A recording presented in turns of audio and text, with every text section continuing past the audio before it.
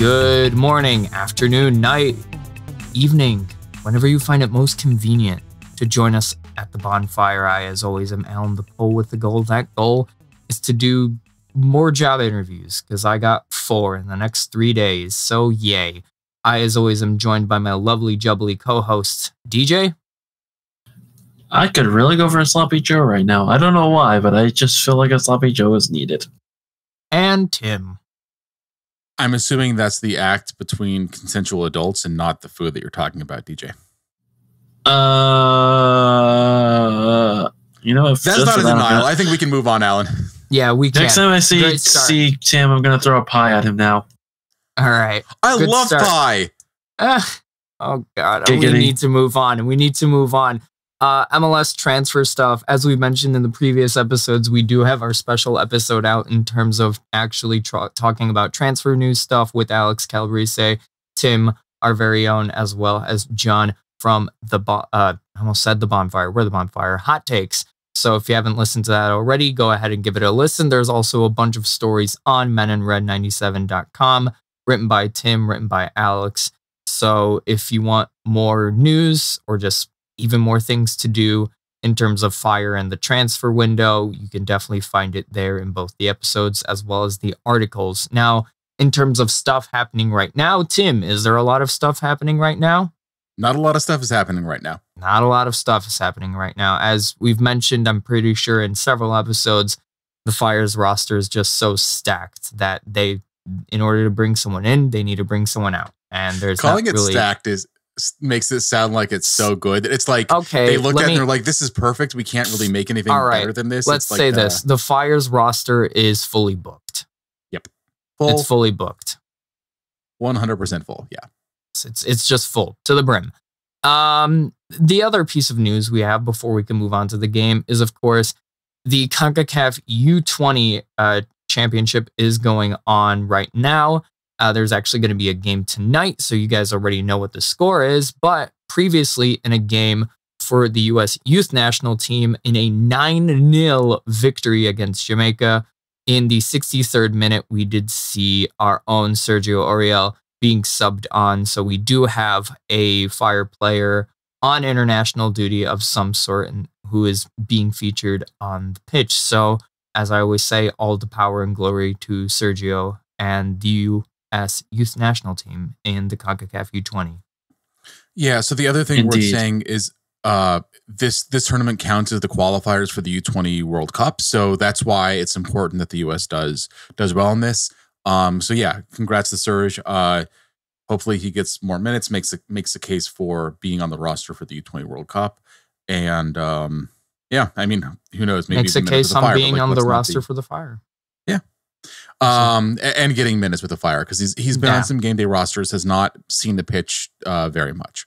Yeah, I mean we've had a few Fire 2 players make short term loan agreements and they've been on the bench, but they haven't really featured. But we'll talk about that a bit more in when it comes to the game. So. Fire faced off Miami in Fort Lauderdale, where before the game, they apparently did a trophy celebration for Messi, even though he didn't play. So that was a thing. The stadium looked a bit emptier than usual. I'm guessing I can guess for certain reasons.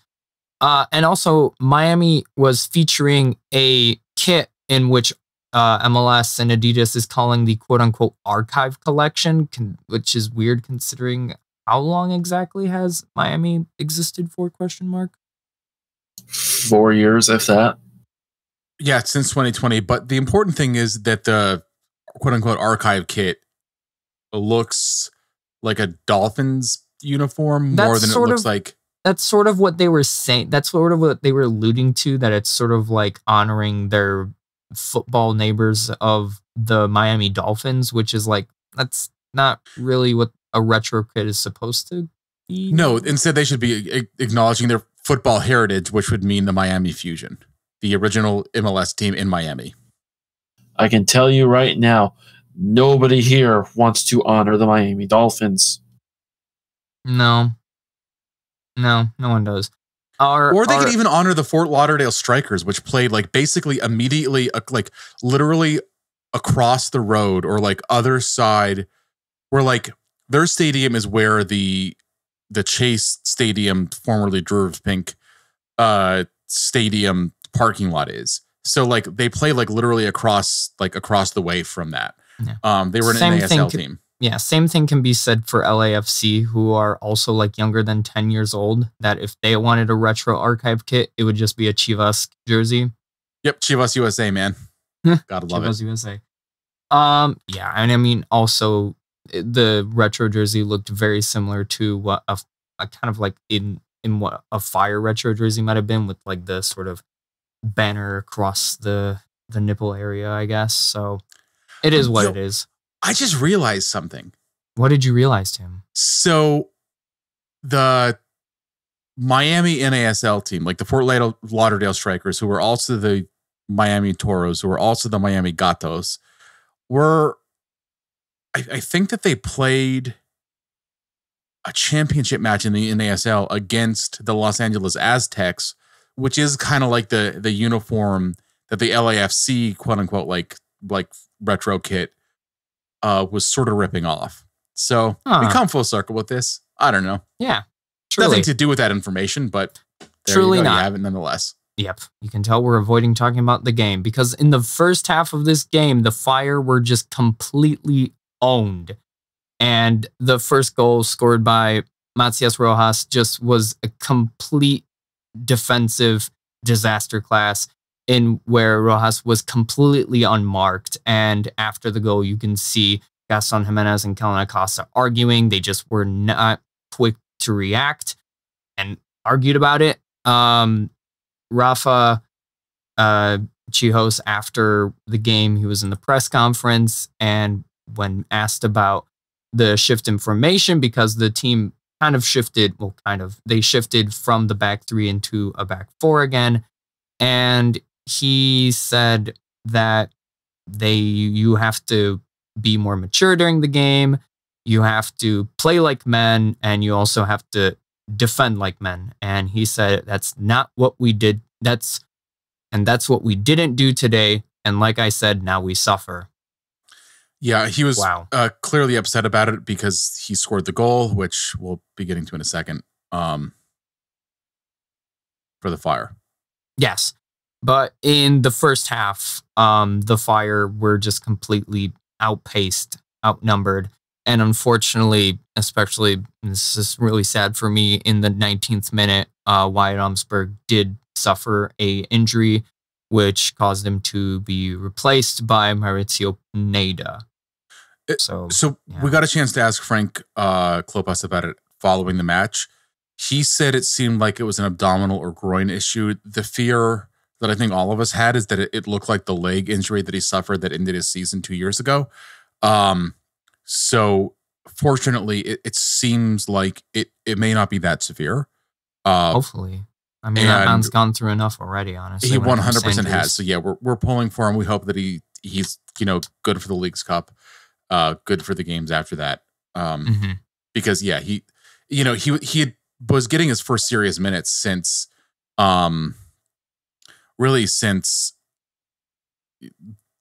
like recovering from the injury. Like he kind of fell out of favor since Frank Lopez became head coach and the team brought in new center backs like Toby Salquist. So I think he was making a case for continuing minutes even after some players came back, or at least being a significant part of the rotation. But yeah, man, that injury's rough. So hopefully he's back and he's fine. Yeah, that is true. And in the second half, the Fire did improve a bit, which of course begs the question, why can't the Fire just do that for the whole 90 minutes? And they included a goal from Rafa Chihos himself, where essentially he just said, fine, I'll do it myself, from right inside the box, and went to the bottom left corner to equalize. Could definitely have been at least a point in this game, but unfortunately, defensive disaster classes, again, as in not even 2 minutes later, in the Fire's own box, there was what I love to call aerial ping pong, where there's just headers, balls just thrown up in the air, and Chris Brady jumps up to catch the ball, and Mauricio Pineda does not know that or did not communicate well enough. They bump into each other, and Jordi Alba is able to collect the rebound off of that to put into the net. Chris Brady, like any goalkeeper in that situation, rightfully so, was incredibly angry at what just happened. Just two defensive disaster classes, essentially, for the 2 goals for Miami. Yeah, I mean, it was unfortunate. For starters, on the Chijos goal, Gaston Jimenez did get the assist on that. He like laid off the pass, and I think that it's worth saying because, man, that pass, like, there's a lot that Gaston Jimenez really can't necessarily do that well. And like, there's like good reasons that, like, you know, I think that maybe like he's occupied too much of the Fire's salary space for too long and blah, blah, blah, blah. But like, he can make passes like that sometimes. And like, it was just a thing of beauty, man. So I think that's worth shouting out. But yeah, that the miscue 2 minutes later, like Brady clearly had called for the ball before Pineda was making the final determination to play it. Obviously it's loud when you're in a stadium. But you know, I mean, Mauricio Pineda has been a professional on the team for what, like 5 seasons now. I mean, really getting minutes for 4 of them. Like they need to figure out ways to communicate better. And that's part of why I asked Rafa after the match about whether or not the formation change was hampering communication. Because then it's like, was Pineda somewhere that he wasn't used to be expected to be, or like used to being in practice and training based on what the team has been doing? Because they have been switching it up along that back line in terms of the way they're supposed to play. And, you know, obviously I think that Rafa was emotional following the match, and I get that, but you know, I do really still kind of wonder, was that one of the factors in what Pineda's thought process was of not looking to his goalkeeper, like looking to Brady, figuring out if he was calling for it? Did he not realize what space he was supposed to be occupying in that moment because of that switch? I really don't know. Yeah, there was miscommunication. I feel like I keep saying that word, and especially when we started the podcast a while back, or whenever I would just talk about the Fire since the Mansueto era, since the move to Soldier Field, I feel like miscommunication keeps coming back up. And I don't know where that's stemming from, whether it's from like the specific players or the coaching. I just feel like, especially for the past 4 or 5 years, miscommunication has just been a problem for the Fire, conceding these really silly goals, honestly. Miscommunication keeps coming back up. So, according to Rafa, just based on the quote about needing to play like men, I guess we need less miscommunication and more Mr. Communication. I'm just going to stop myself there. All right, this is the part where Tim once again, he has disconnected from the episode. Unfortunately, it's just me and DJ for now. Oh, come on. You said the word miscommunication like 25 times after Rafa gave one of the better quotes from the Fire wind this season about needing to play like men, which is just like such a good quote. I can still see his bald head shining in the webcam. All right. So I like how we all just went silent. Like, yeah, no, we don't. How do we respond to this stuff? I wasn't disengaged with the source material. I was engaging with the source material. I will maintain that. All right. I don't even know, man. Unfortunately, Tim is drunk. Are you actually, Tim?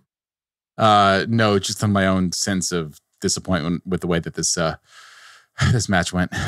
Amen. And just the fact that we were so close, especially after the Cincinnati game, to achieving Frank Lopez's goal of being in a playoff spot before the League's Cup. It was there essentially. Like, what were the other? Not quite, because like the Fire needed 2 results, right? Like they needed Columbus to beat Atlanta, which I think all of us had written. Like you could have etched that in stone. Like at least I had. And you needed Philadelphia to get a result against Nashville. And you're like, I mean, at this point, like, it's Philadelphia. Like, if you look up MLS Bottle Job 2024, like they probably were the image. And like we had the opposite, right? Like we had Atlanta beating Columbus, so that no one had, I don't think. And Philadelphia won. So they didn't get the help they needed, but they also didn't help themselves. That was, yeah, exactly. So we're back essentially where we started since, well, I mean, back to, I don't want to even say square one, square zero. We're off the board again, as the Fire are again in 14th. But weirdly enough, only 3 points out of a playoff spot, because that's just how tight the bottom of the table is. But still, they could have put themselves in a lot better position. They could have put themselves at least like 12th, maybe even further. I mean, they could have been within spitting distance of a postseason spot, right? Yeah. And they're not. Now they've got 9 matches left in the season, including the return fixture against Inter Miami at home, which, like, you know, the team all looking forward to that. The team is talking about the possibility of Messi playing in that game, and that changes things. Like, they have a match, like their first match after League's Cup is against NYCFC. Like, this is not getting any easier for the Fire. Like they have, I mean, again, like look, you're 14th place in the East. By definition, pretty much all the teams' matches from here on out are against teams in the Eastern Conference. Yeah, because we're done with Western teams. Yeah.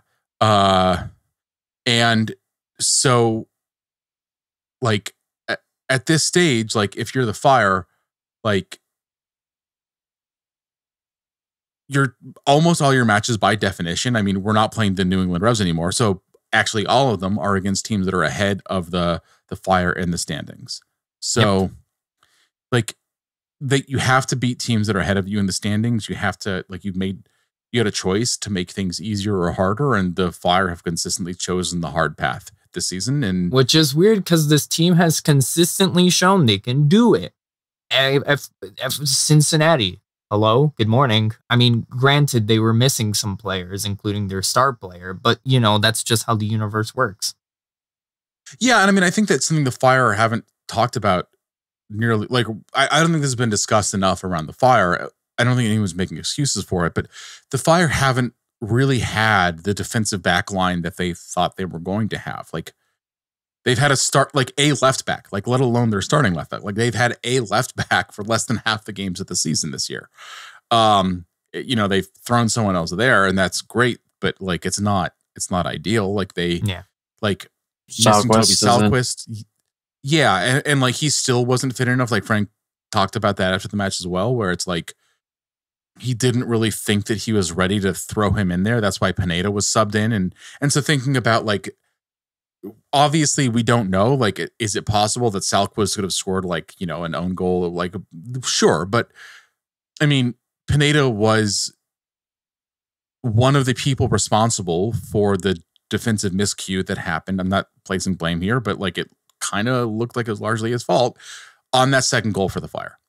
If Salquist had been a little bit healthier, Klopas would have been willing to put him in, but he said he wasn't willing to because of where he was in his recovery and how early that injury was.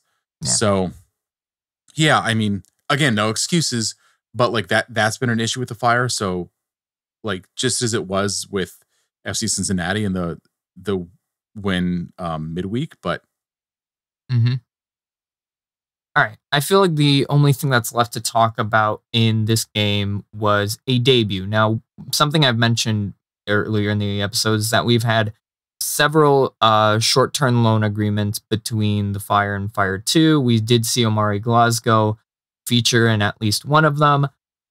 Recently, we've had, I think, maybe 2 players signed twice, and those being Diego Konix and David Pareba. Both of them, I think, have done it 4 times. Okay. Pareba's at 3.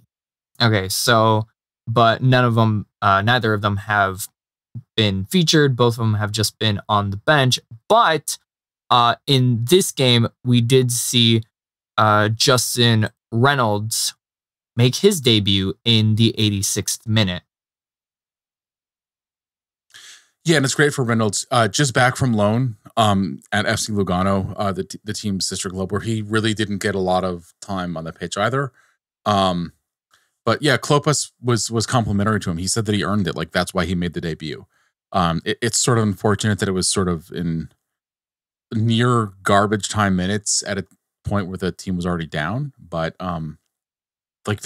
obviously by definition, like, Reynolds had nothing to do with that situation. Yeah. Speaking of Lugano, I don't know if people knew this, and I think it was shared on Instagram by Chicago Fire Daily, that you can watch the Swiss Super League for free outside of Switzerland in the US. So you're able to watch Lugano games. And I'm pretty sure they actually just won their first game of the season against Grasshoppers, which is LAFC's team. So I guess we have that sort of victory. He's only saying that, by the way, because Kacper Przybyłko scored. I am saying that because Kacper Przybyłko did score, and he also did score, I'm pretty sure, twice in a friendly against Inter Milan. Yeah, but one was an own goal, so let's maybe tone that down a little bit. But going back to the Miami game, just for a second, if we could. Yeah, of course. I think what's sort of frustrating for Fire fans is that the first half was very flat. It didn't seem like the Fire were really in it, let alone in it to win it. It felt like they were more lucky to get into the half just being down one goal rather than more. But then they had I don't know, what was it, 15, 20 minutes, man, where they were controlling the pace of the game. They were setting the tone of the way that things were going. They controlled the ball. They were able to advance. They were creating space for themselves. But that was it. And so I think the question is why couldn't the Fire do that for the other 70 minutes? And I don't know, it just, I think that's incredibly frustrating for anyone that has really watched this team a lot, because that they can do that. Now, fatigue was part of it. It was really hot in Miami. They had hydration breaks because of the heat and humidity, the way the temperature felt, and that was a factor. But I mean, both teams played midweek, so they were both on tired legs and all that. But still, it's kind of unfortunate, and it also seemed I mean, Frank Klopas is meticulous in his preparation for matches. You can accuse the team and him of a lot of different things, but it's not a lack of work or preparation. Something I don't think they really prepared for was just Miami came out and they were just willing to make line breaking direct balls and switches and across the pitch, which is not the way they normally play. They normally play shorter passes, try to build up through the midfield. They didn't do any of that, and the Fire seemed completely unprepared for it, as if they'd never seen it before, even though in MLS you see a lot of long balls, quick counters, direct play, then you see tiki-taka kind of stuff.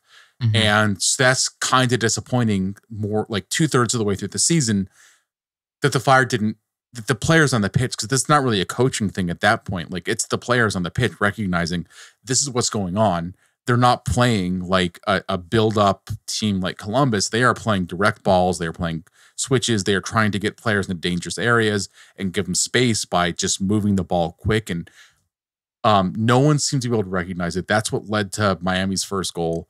After that, I think the Fire woke up a little bit about it. I don't know if that was coaching, talking to coaching staff, Klopas and the others on the bench, talking to the players about what was going on and how to defend it. But I don't know. I just thought that was frustrating. I don't know if you thought that was frustrating, Alan. It was. I forgot who the other commentator alongside Tyler Terrence was. They mentioned Thomas Ranjan.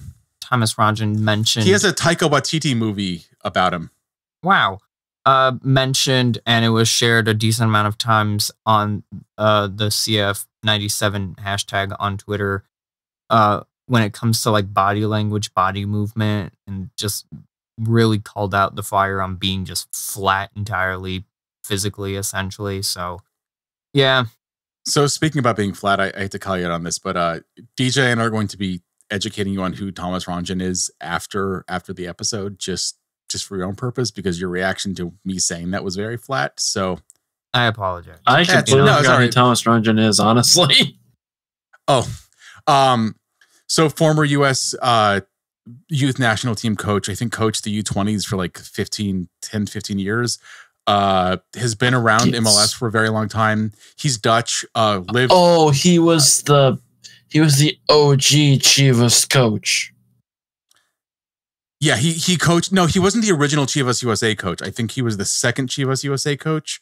He was at one point a Chicago Sting player. I believe he actually was a teammate. Don't quote me on this. He was the original Chivas coach. Huh.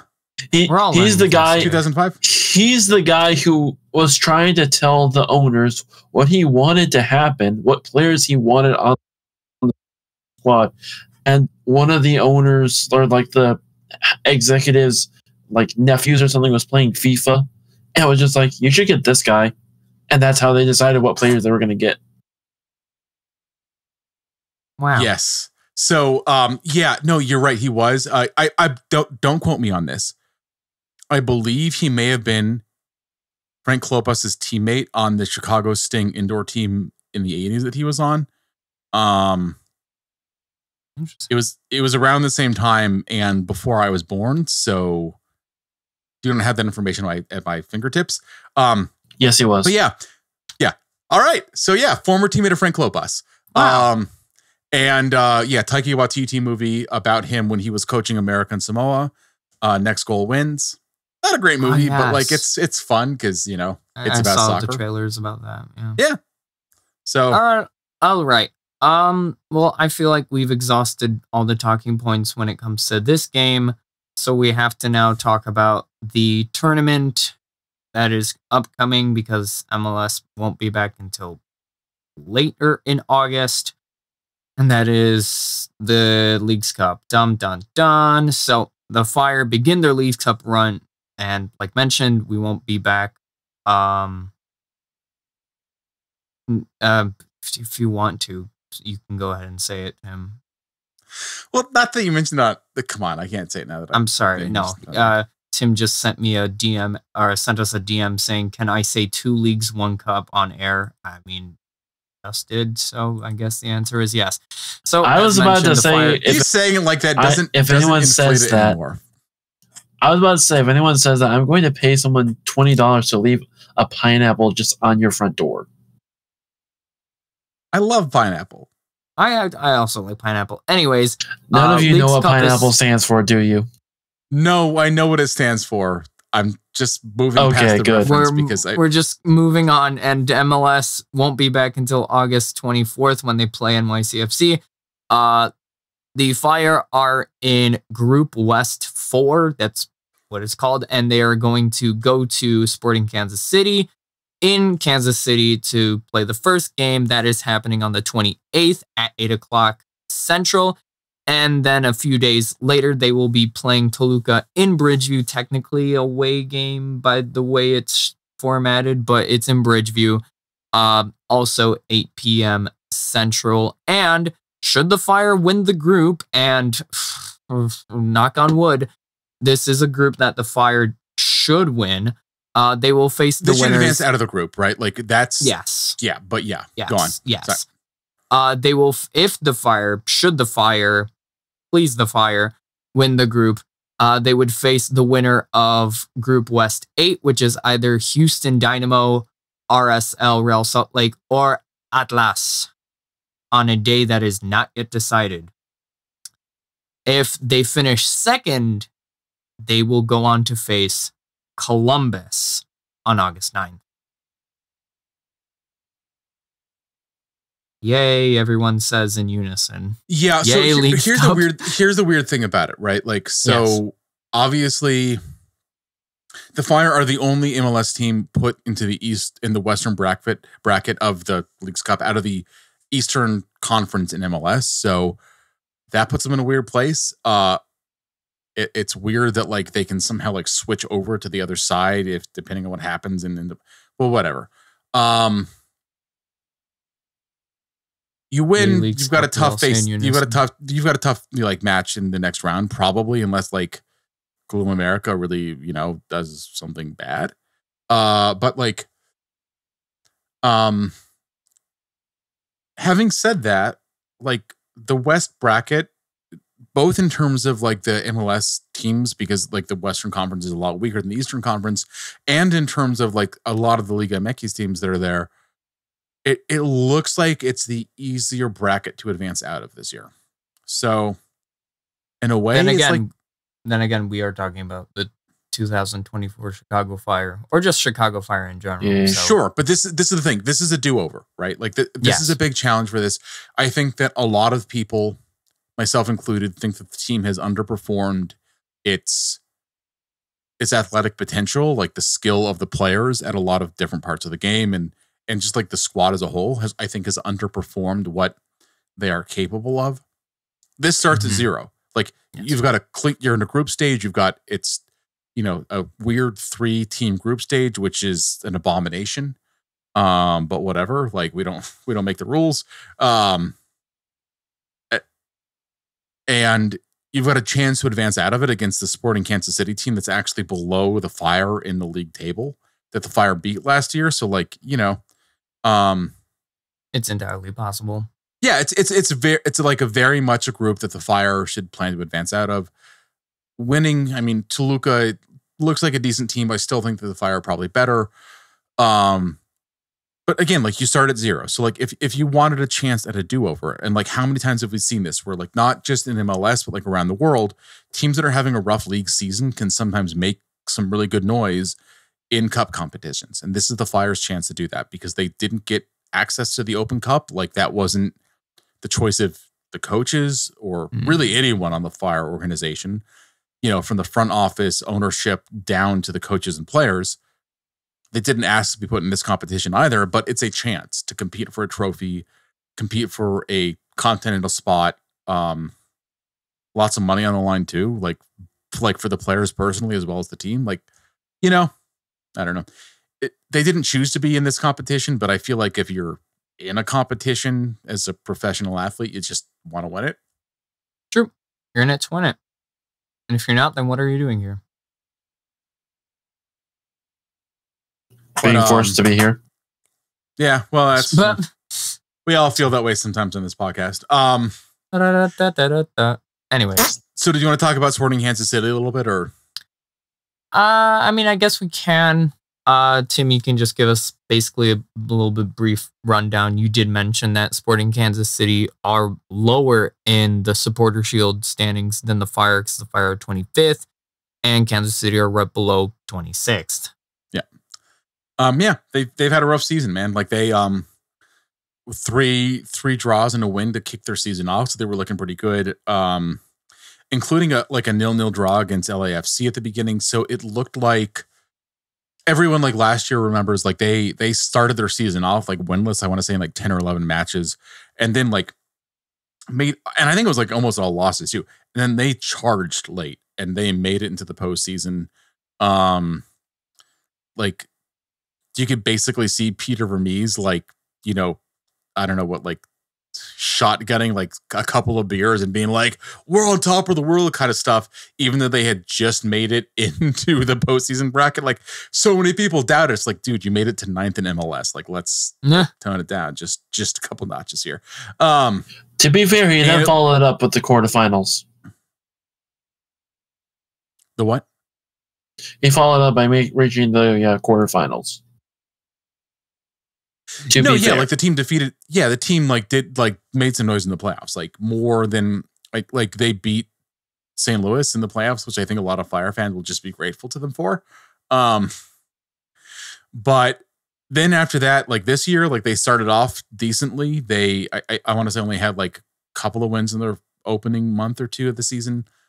Really rough patch. And then I would say they've had 3 wins out of their last 5. I can look this up. I was right. Yeah, 3 wins out of their last 5.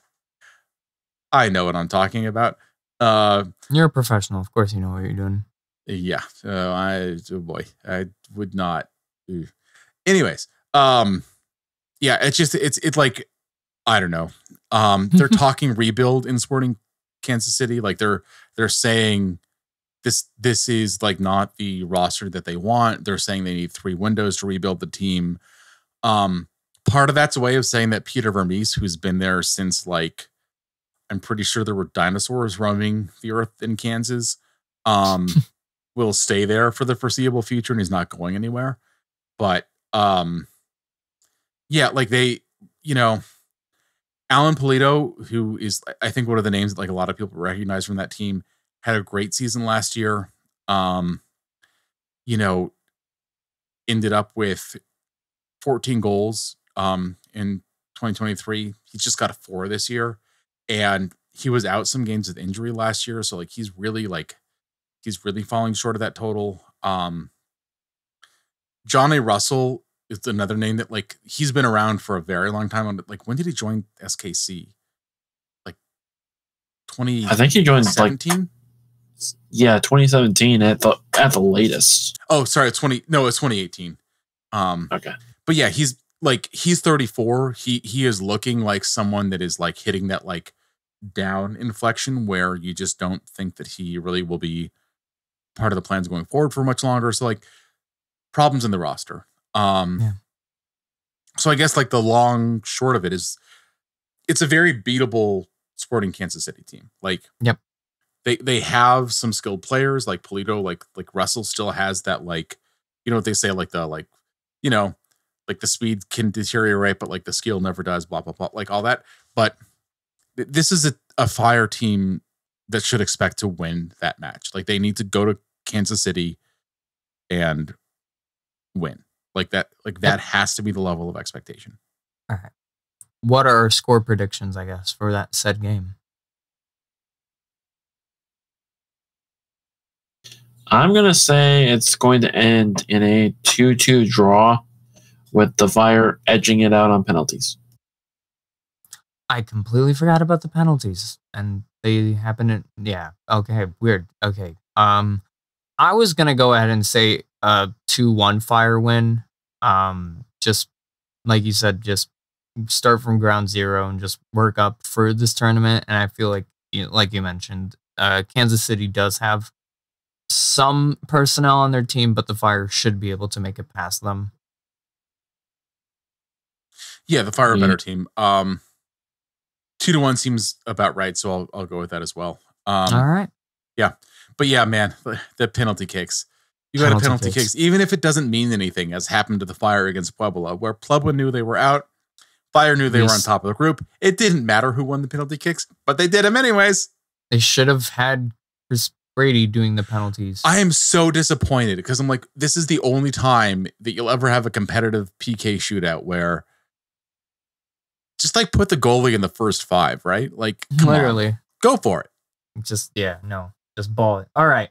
Well, we will be back with another episode. We'll probably have 2 shorter episodes, or depending on how the Fire do. So we'll have an episode after the Sporting game to preview the Toluca game, and then we'll have one after the Toluca game to preview the Fire going on in the tournament or whatever happens, essentially. So little shorter ditties, little updates essentially on that front. But mein Damen und Herren of the Fire, thank you for listening. Tim, DJ, do you have any last words of wisdom before our audience departs? He only spoke the German just now because DJ and I were making fun of him for his German accent sounding French before we recorded. Yeah, I was trying to read. He sounded like Heights. Yeah, I was trying to read the Chiho's quote in a German accent, and it just didn't come out well. So that's all right. But yeah, no. If that is all, then ladies and germs and they thems of the Fire, thank you for listening to this iteration of the Bonfire. I, as always, have been Alan the Pole with the Gold, joined by my lovely jubbly co-hosts DJ and Tim. Leagues Cup, yay, we all say in unison, and we also say in unison, come on, go Fire.